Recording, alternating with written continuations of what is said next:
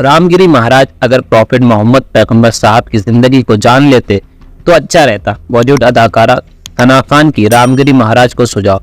मुस्लिम होने के नाते दुख होता है ऐसा कोई भी हमारे प्रॉफिट मोहम्मद पैगंबर साहब के खिलाफ विवादित बयान देता है तो।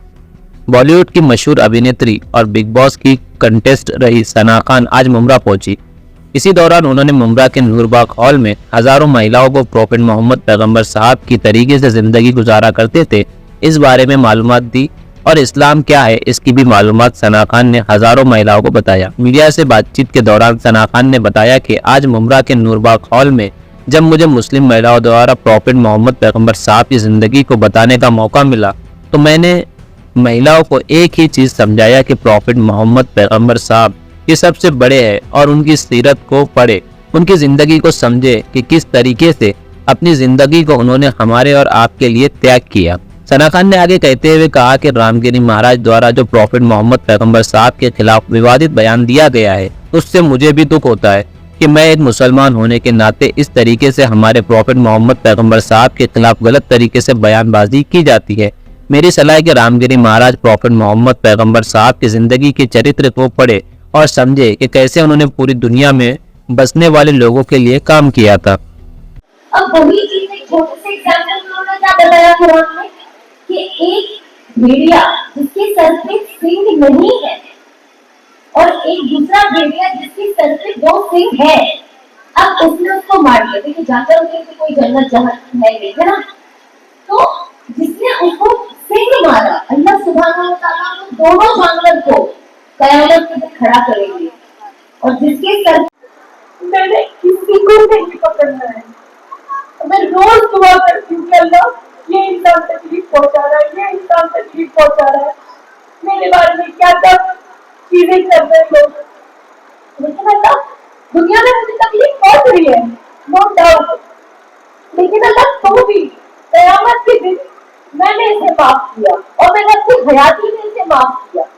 क्यों? क्योंकि मुझे इस इंसान से ज्यादा ना मेरे नबी से लगाव है और मैं नहीं चाहूंगी कि मेरे नबी से मेरे रसूलुल्लाह सल्लल्लाहु अलैहि वसल्लम का वक्त जाया हो कयामत के दिन कि अरे सना को इसका भी हिसाब देना है, इसका भी हिसाब देना है, इसका भी नहीं, मुझे नहीं देना है। तो मैं इस चीज को जाने दूं कि जो भी अल्लाह को दुनिया में देख ले, मैं सबसे पहले तो कोई भी इंसान जो मेरे साथ बुरा करता है मैं सबसे पहले तो उसकी हिदायत की दुआ करती हूँ कि अल्लाह इसे नहीं पता कि ये इंसान अपनी आखिरत कैसे खराब कर रहा है, इसे पता ही नहीं है कुछ, तो ये हरकत कर रहा है। अगर आखिरत का खौफ होता तो वो ये चीजें करता, लेकिन अल्लाह सबसे पहले मेरी दुआ तो उसे हिदायत दे दे। अगर हिदायत नहीं है तो फिर अल्लाह जो तुझे करना है तू दे, लेकिन इसे हिदायत दे दे। इसके बाद मेरा कोई लेकिन इसके बावजूद भी कयामत के दिन मैं इसको नहीं पकड़ने वाली हूँ, तो मेरे तरफ से इसे माफ कर देगा, है ना। तो ये चीज जब तक असल मोहब्बत यही है नबी से, ये बहुत छोटा सा मैंने एग्जाम्पल दिया तो मेरे दिल में आया, और ये छोटी छोटी हमारे दिल से चीजें कब आती है, जैसे कभी मेरी बहन है और मेरे लिए कुछ बना के लाती है, जैसे मैगी बना दिया, कुछ बना दिया, उसमें क्या करते हैं हार्ट बना दिया, ये कैसे करता है, ये छोटी छोटी मोहब्बत का इजहार है आपको मिक्स करके खा जाने वालों। लेकिन ये छोटी छोटी जो चीजें होती है ना ये आपके दिल पर रह जाती है, यही छोटी छोटी मोहब्बत हमें अल्लाह सुब्हानहू व तआला के लिए और हमारे प्यारे नबी के लिए क्रिएट करनी है कि हम कैसे उन्हें राजी करें, हम उनकी कुर्बानियां देखें। क्या नहीं हुआ, कहते ना इंसान दुनिया में इज्जत के लिए भूखा है ना, कहता है ना मेरी इज्जत, हमें अपनी इज्जत भी पड़ी हुई है।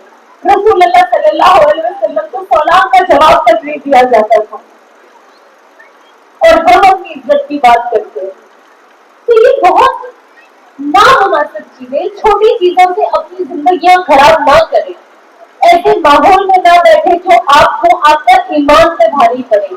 आप यहाँ पे बैठे, इससे अगर कोई भी चीज का प्रॉब्लम आपके ईमान में आ रहा है आप वहां से हट जाए। पता है आपको कयामत के दिन सबसे बड़ा अफसोस इंसान को क्या होगा, कहते कयामत के दिन सबसे पहला इंसान ये चीज का अफसोस करेगा, वो कहेगा हाय काश मैंने इसे अपना दोस्त ना बनाया होता। अब इसकी अहमियत जानता कितनी बड़ी है।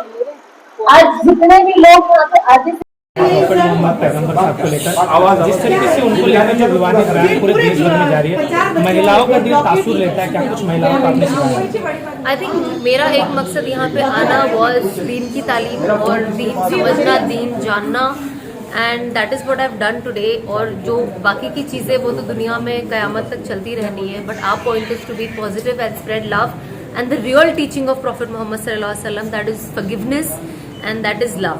सो आई थिंक मैं हमेशा इन चीज़ों में बिलीव करती हूँ। आई डोंट बिलीव इन भड़काना एंड गुस्सा कराना, बट आई बिलीव इन कि जो इंसान रिश्ता तोड़ता है उसे वहाँ उन्हें रिश्ता जोड़ के दिखाओ। So I think that is what, यही चीज़ें जो हमारे नबी ने हमें सिखाई है और वही चीज़ हमें आगे लेके जानी है। मैडम, दुनिया भर आप सफ़र करते हो, मुमरा में किस तरीके से लगा, महिलाओं का किस तरीके से रिस्पॉन्स था आपको? जी बहुत अच्छा था, एंड आई थिंक मुमरा में दीनी माहौल भी कहीं ना कहीं बहुत अच्छा है, and that is the reason मैं हमेशा चाहती थी कि मैं मुमरा आऊँ, लेकिन कभी कुछ बन नहीं पा रहा था।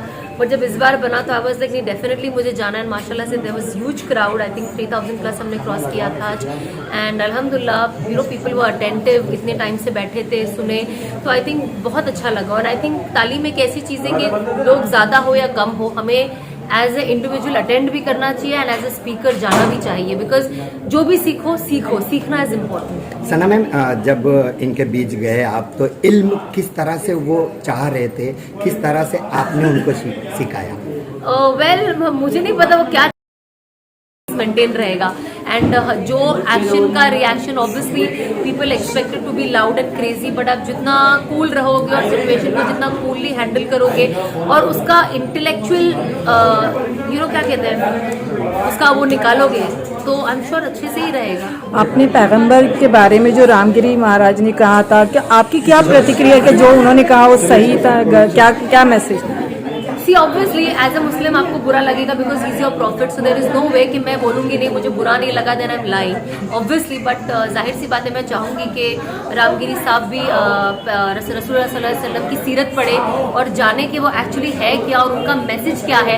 सो आई एम श्योर अगर वो दिल से पढ़ेंगे तो उनका भी जो ये नज़रिया है बिल्कुल चेंज होगा। एक आखिरी सवाल ले लो, युवती लड़कियां अल्लाह के करीब ज़्यादा से ज़्यादा कैसे जाएं, क्योंकि इल्म से दूर होते जा रही थी? आई थिंक वो हमें घर में भी एक माहौल बनाना पड़ेगा, बिकॉज आप सोचोगे कि हम बच्चों को सिर्फ मदरसा भेज दें या सिर्फ बुक्स पढ़े वो, बट जब तक हम घर में एज अ पेरेंट्स माहौल नहीं बनाते हैं, बच्चा उस चीज़ को फॉलो करने के लिए मुश्किल होगा। तो हमें एज अ पेरेंट भी हमें अपने घर में वो माहौल बनाना है, बच्चों को दीन मोहब्बत से सिखाना है और डरा के नहीं सिखाना है, यू नो जो मोहब्बत से एक्चुअली दीन स्प्रेड हुआ है वैसे सिखाना है। तो इंशाल्लाह बच्चियाँ बिल्कुल फॉलो करेगी, क्यों नहीं, इजीली समझेगी। तो इंशाल्लाह बच्चियाँ बिल्कुल फॉलो करेगी, क्यों नहीं, इजीली समझेगी। आज मुमरा में जो है अल्पसंख्यक जो महिला है उनके लिए कार्यक्रम ऑर्गेनाइज किया था। इसके अंदर खास करके जो देश भर में जो जिस तरीके से प्रॉफिट मोहम्मद पैगंबर साहब को लेकर जो बयान दिया जा रहा है उसको लेकर महिलाओं को संबोधित किया है। मुफ्ती होने के नाते क्या कुछ कहना चाहोगे? मैं पहले तो अपनी बात को शुरू करता हूँ। मुझे मौलाना कहा करे, मैं मौलाना हूँ, मुफ्ती लोगों ने मशहूर कर दिया है। अब तो बड़ा प्लेटफॉर्म है तो मैंने कहा अभी कह बन रहा हूँ, बना दे अल्लाह। अब बात ये थी कि प्रॉफिट मोहम्मद सल्लल्लाहु अलैहि वसल्लम को कोई कुछ कहेगा उससे वो हो नहीं जाना है ना। 1447 47 ईयर्स हो गए, 14,000 साल भी हो जाए, लेकिन वो अपने सिफात के साथ, अपने कमालात के साथ वो जिंदा है। हमारी ज़िंदगियाँ उनकी नमूना है। हमें अच्छा इंसान बनाना उन्होंने सिखाया है। हम जिस मुल्क में रहते हैं उस मुल्क की मोहब्बत हमें हमारे नबी ने सिखाई है। हम अपने मुल्क से वो वफादारी करते हैं कि इस मुल्क के लिए हमारा खून बह जाए, इस मुल्क के लिए हमारा सब कुछ लुट जाए, वो हमारे नबी ने सिखाया है। तो उस नबी की ज़िंदगी कितने आगे होगी, जिसको जो खालिक, जो मालिक है, अल्लाह है, जो पैदा करता है, वो खुद कहता है कि वमा अरसलनाका इल्ला रहमतल लिल आलमीन।